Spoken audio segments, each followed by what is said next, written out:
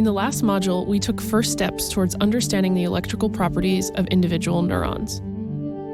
We learned how electrical forces and diffusion give rise to membrane potentials, and we learned how cells can generate and propagate signals called action potentials, or spikes, along the membrane. Understanding the properties of the neuronal membrane is essential, but understanding just these properties isn't sufficient to give us insight into collective behavior of the billions of connected neurons in our brains. Luckily for us, we can approach neuroscience at many different scales and levels of analysis, and we don't have to confront the full complexity of everything all at once. That's what we'll be exploring throughout the rest of this course as we slowly go from our understanding of single molecules, such as ion channels, to the electrical behavior of neurons, to their collective behavior in small circuits, and finally onto how they become organized in large functional regions of the brain. Let's start simple, though. Since we've examined one neuron, a logical next question is, how do two neurons connect with one another? We'll first examine some basic cellular anatomy of neurons. So far, we haven't made too much of the fact that the majority of neurons are polarized cells. That is, they have one portion of the cell for receiving inputs and another portion for sending outputs. The parts of the cells that are specialized for receiving inputs from other cells are called dendrites.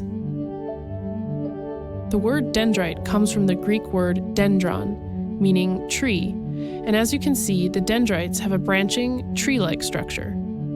A signal received by a dendrite is passed to the cell body. If there is sufficient depolarization of the cell body membrane to initiate an action potential, then an action potential is sent down the axon.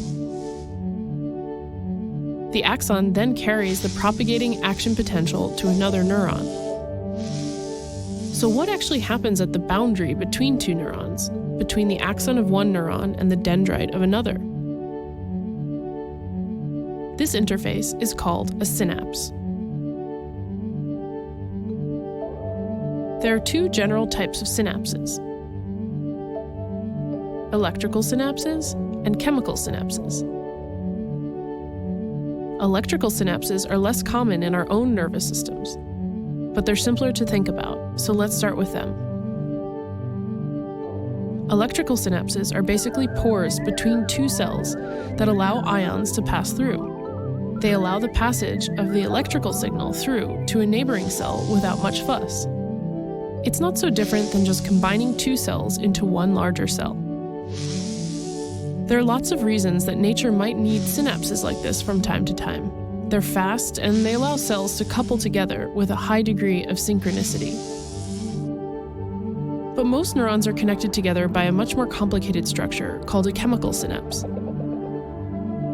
In a chemical synapse, rather than simply passing along an electrical signal from one cell to another, the action potential travels to the end of the axon and causes a chemical to be released into a very small space between the two neurons called the synaptic cleft. This chemical is taken up by the downstream neuron on the other side of the cleft.